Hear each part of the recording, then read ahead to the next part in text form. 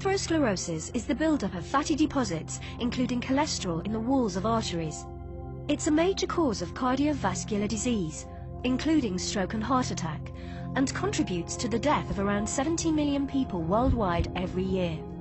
This short presentation illustrates the key stages in its development and its main impact on cardiovascular health.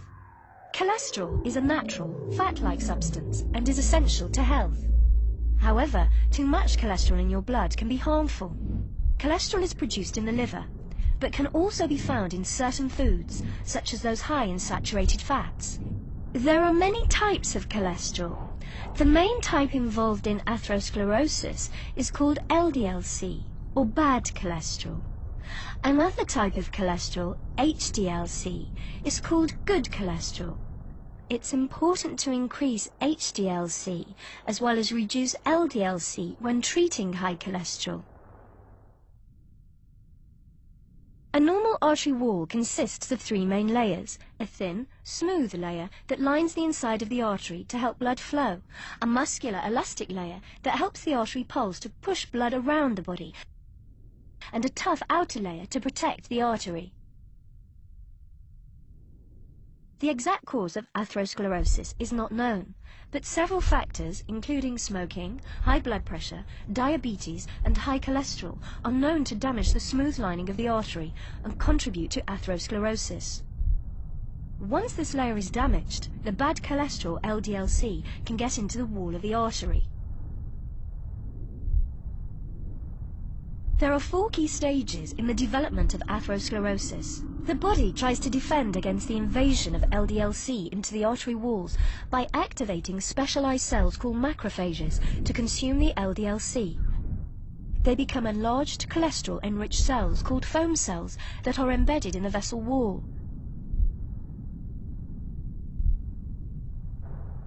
The accumulation of foam cells can be seen by the presence of fatty streaks in the vessel wall.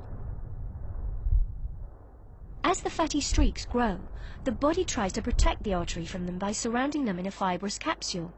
At this stage, the growth is called a plaque. As the plaque gets bigger, the body tries to preserve the blood flow through the artery. The plaque expands into the elastic layer, which stretches in order to keep the opening of the artery the same. If the plaque continues to grow, its expansion will eventually intrude on the inner opening of the vessel, as the elastic layer cannot stretch anymore. This reduces the ability of blood to get through the artery. At this stage, physical symptoms such as angina may appear. Also, over time, calcium may be deposited in the plaque, making it hard and inflexible. This reduces the ability of the artery to expand to increase blood flow when needed, for example during exercise.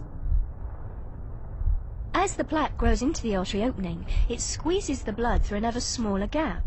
The resulting increase in pressure at the narrowing can damage the capsule covering the plaque, which may then rupture, resulting in a blood clot that can completely block the artery. Depending on the location of the blockage, the consequences, such as stroke or heart attack, may be severe and could be life-threatening. Atherosclerosis is progressive, and it can take many years before symptoms appear. But some people can have no symptoms even with extensive atherosclerosis and are at risk from sudden death.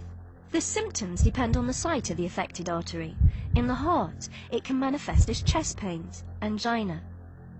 In the brain, as a type of mini-stroke called transient ischemic attacks. And to the legs as a cramp-like condition called intermittent claudication, which can result in amputation of the limb. If a plaque ruptures, the resulting blood clot may block the artery and cause a heart attack or a stroke, which can often be fatal. Atherosclerosis may cause the artery wall to weaken, causing it to bulge under the pressure from the blood. This bulge, called an aneurysm, can rupture, and the resulting bleed, called a hemorrhage, can be fatal. We hope, after this presentation, that you understand how the bad cholesterol, LDL-C, contributes to cardiovascular disease and atherosclerosis, and what that means for your health. We also hope you appreciate why always taking your medication, as prescribed by your doctor, is so important in maintaining low LDL-C and high HDL-C in order to reduce your cardiovascular risk.